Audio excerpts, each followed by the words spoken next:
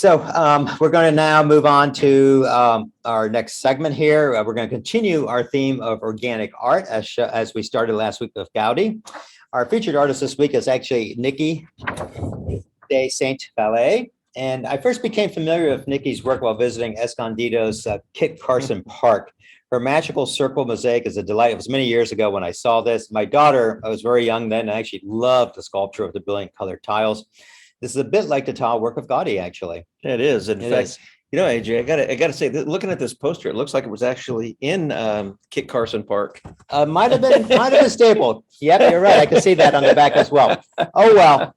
Never mind where we acquired that piece of art. Let's hand it over to Sarah. Good morning, everyone. So Niki de Saint Phalle was born in France in 1930 to an aristocratic Catholic family. She had an American mother and a French banker father. She had 4 siblings and grew up bilingual in French and English. And her father actually lost his wealth during the Great Depression. And so the family moved to the US in 1933, where Saint Phalle attended the Brearley School, which was a girls' school in New York City. And from an early age, Saint Phalle really pushed the boundaries in her artistic and personal life. Though she found Brearley School to be a formative experience, later claiming that it was there that she became a feminist, she was actually expelled for painting the fig leaves that covered the private parts of the statues on the school's campus. She painted them red. So it's very telling about her character. In 1952, Saint Phalle and her husband traveled extensively throughout Europe, where she was exposed to the old masters as well as modern artists. In Spain, she was taken with Gaudi's architecture that we looked at last week, specifically Park Güell. If you remember, that was the park that he designed just outside of Barcelona. And as you can see, her tarot garden in Tuscany is heavily influenced by that. The story behind this park actually is that in 1974, Saint Phalle suffered from a serious lung illness and was advised by her doctors to spend some time in Switzerland to recuperate. And while she was there, she met her friend Marella Caracciolo Agnelli, who was a very well-connected socialite with a penchant for collecting art. And so Saint Phalle told her about her vision of creating this elaborate sculpture garden of tarot symbology. And her friend proposed an area of land in Tuscany as the site and initiated the garden work that would define the next 20 years of Saint Phalle's artistic efforts. And as you can see, the park was finally completed in 1998. But there's one piece that I want to highlight specifically because it's one of her more famous sculptures, and that's called the Empress, which you can see in the background of the bottom picture. For Saint Phalle, the Empress figure is the ultimate symbol of femininity and the female condition.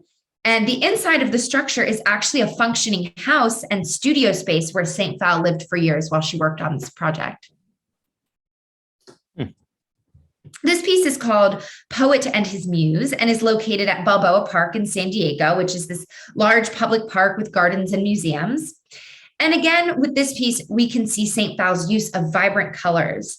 If you look closer, it looks like a mosaic of oddly shaped tiles, very similar to the trencadis that Gaudi was known for, that we talked about last week. And this sculpture uses mirrored glass in part of the mosaic, so it reflects the light at different times of the day. So this is some more up-close pictures of the poster that Jacques and AJ just showed you. This is Queen Califia's Magic Circle. And it's, of course, a circular-shaped sculpture garden in Escondido, California. And it was opened in 2003 after Saint Phalle's death in 2002. And the garden is named after Califia, the fictional warrior queen of the mythical island of California. And it's inspired by California's rich history and culture. So the bottom picture is the entrance, which is a maze with a mosaic tile ground. And you can also see totem figures in the park. And the middle is a statue of Queen Califia wearing gold glass armor and standing on an eagle. So the inspiration for this project is based on California's myths and geology, while also recognizing its Mexican and Native American history.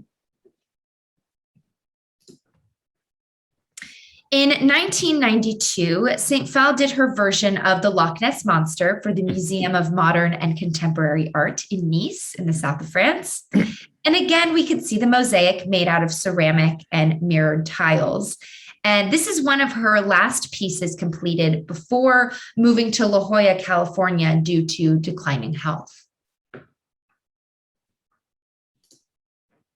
So as I mentioned, Saint Phalle was a feminist and wanted to create sculptures of women. And they started out as these paper maches in the beginning of her career. And over time, these figures became more joyful, more whimsical, colorful, and larger in scale. And this period of hers begun in the 1960s and are known as her nanas, which is a French slang term for abroad, essentially. But it's a title that encapsulates the theme of the every woman. Les Trois Grâces, or the Three Graces, are in Washington, D.C., and are part of the National Museum of Women in the Arts. So it's really to celebrate women and female joy, the female body, and everything that that encapsulates. So this one makes me giggle. This is Gollum. And this structure was commissioned by the Jerusalem Parks Commission, and it's for a children's playground. And they were a little surprised when she unveiled her design, but the whole point of this is that it's for children to conquer their fear of something that might scare them. So the Gollum looks a little spooky, but then you realize it's really fun. You climb up the stairs and slide down its tongue, I guess. In 1967, Saint Phalle and her creative and romantic partner, Jean Tinguely, unveiled their plans for the Paradis Fantastique. And the theme of the Fantastic Paradise was life confronted with the forces of destruction. So Tinguely's black and sharp machines symbolically attacked the round and colorful sculptures of Saint Phalle. And this was first exhibited at the Universal Expo in Montreal in 1967, and eventually found its permanent home on the lawn of the Moderna Museet in Stockholm. So just like Le Paradis Fantastique, this is a collaboration between Niki de Saint Phalle and Jean Tinguely. And the figure depicts a bird creature with outspread wings that sprays arching streams of water, and a female figure clings to the body of the mythical creature. And so the fantastical bird is portrayed here as this majestic lifesaver with the ability to lift humanity up. And finally, the Stravinsky fountain is a whimsical public fountain ornamented with 16 different sculptures moving and spraying water, representing the works of composer Igor Stravinsky. And it was created in 1983, again, as a collaboration between Tinguely and Saint Phalle, and is located on Place Stravinsky next to the Centre Pompidou in Paris, which is the Modern Art Museum.